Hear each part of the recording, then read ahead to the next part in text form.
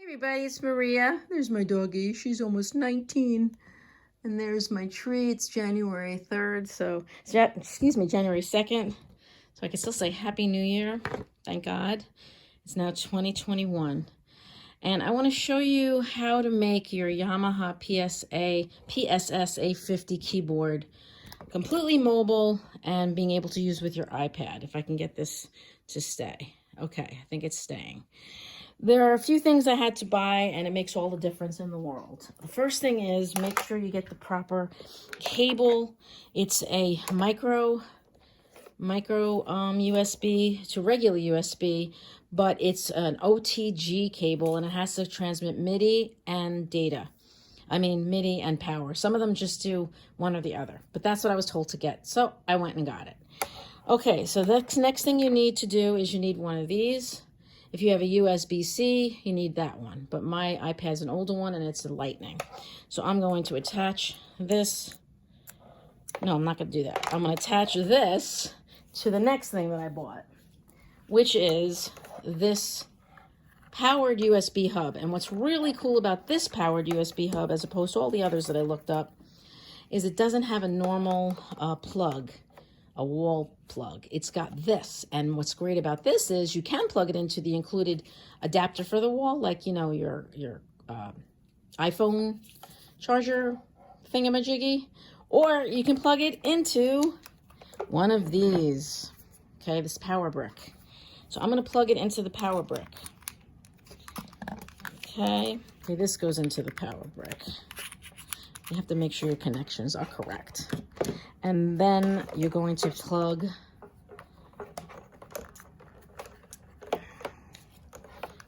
this part, this little fat cable that comes with it, into your USB adapter to Lightning or USB-C.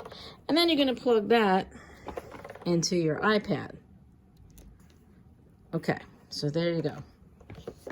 Now, this is not a problem when you plug to your computer, because for some reason the computer gives it enough power. But it's only when you want to use it with the iPad and be mobile and not plugged into anything. Now I'm going to take the very important OTG, as I told you, cable, and plug the micro part into the back here. Okay.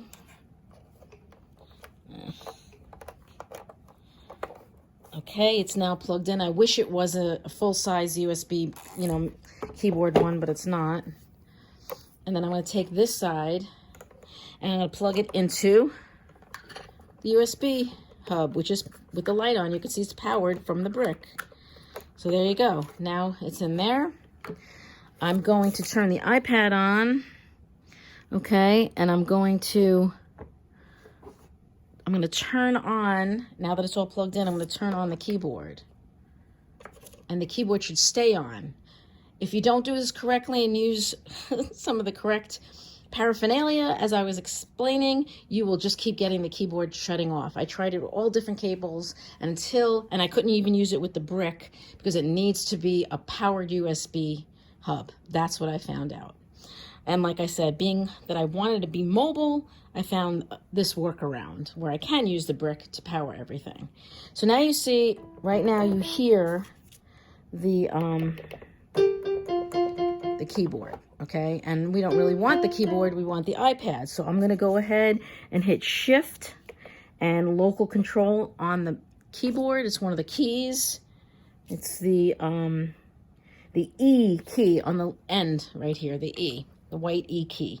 Now you hear nothing when I press the keyboard. Now I'm going to go into AUM. I'm going to add an audio track. Right here, I'm going to do audio unit extension. I'm going to pick World Synth. I won that. Shout out to Jamie Mallender. I won a year subscription, and I'm going to check here. And there it is, digital keyboard. And this is what you want to see, because again, if you have the wrong kind of cable and the piano doesn't shut off, the keyboard doesn't shut off, you won't see it there, so it won't be connected. So you need to see digital keyboard, you check it, and now I'm going to open this up, and it's just duck vibrato, and that's just coming out of the speakers of my iPad, and you see it works perfectly. And that's really exciting because I spent over 2 hours, like I said, trying to make this thing work, because I did get it to work once before, and I think it was sort of by accident that it worked. Maybe I had a powered USB hub and wasn't even thinking about it. I don't remember. But now I don't have to waste time trying to figure out connections. I could just get it to work. And then what's cool about this is if you wanted local control on, I mean, you can then go Shift, local control, and now you can play the keyboard and kind of layer sounds. And then you can actually record. So we can record this and it'll play back. So let's try this. No, that wasn't good. Try this again.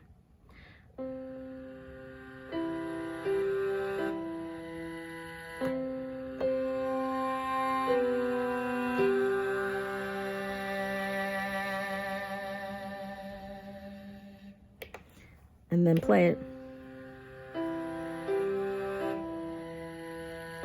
And because it's MIDI, it's transmitting the sound of the iPad synth, which is really cool. So you can use the phrase recorder and, you know, use the drums from here, drums from there. You can mix them all together. And if you wanted to record it out, then what you would have to do is put both this and that into an audio interface, and then you can record both the iPad sounds and the sounds from the keyboard. You can have it loop too, by the way, in case you didn't know. You hit Shift and the play button, and it should continue playing. So I just recorded a little bit, as you heard. But what's cool is, you know, then you can add other things. You know, you can go back here, add something else.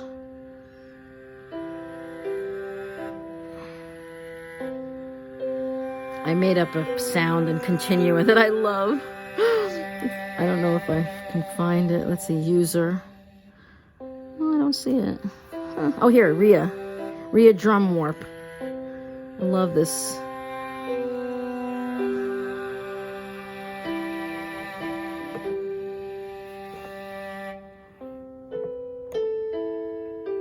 Oh, I didn't connect it, so let's connect it. Now it should play.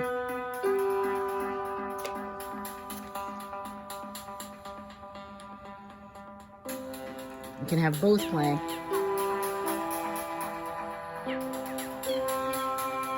Or just the one I just went into Continua. And so you can really, you know, come up with some really cool things. And if I stop it here, it stops everything. And I'm playing it now from the keyboard. Let me take it off. I'm handheld now. I can't go backwards there.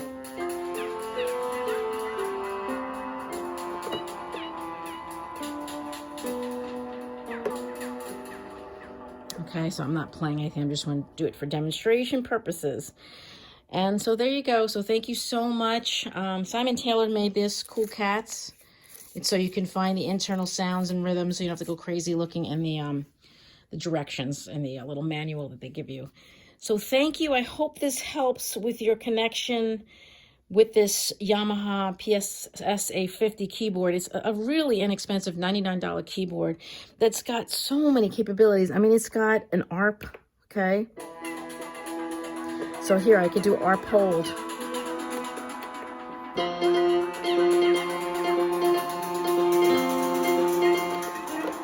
I'm doing this one-handed, so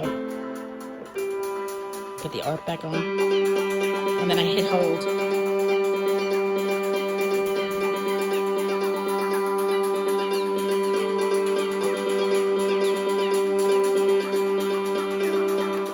So anyway, you can go crazy. You can do a lot of fun things. Oh, let me shut that.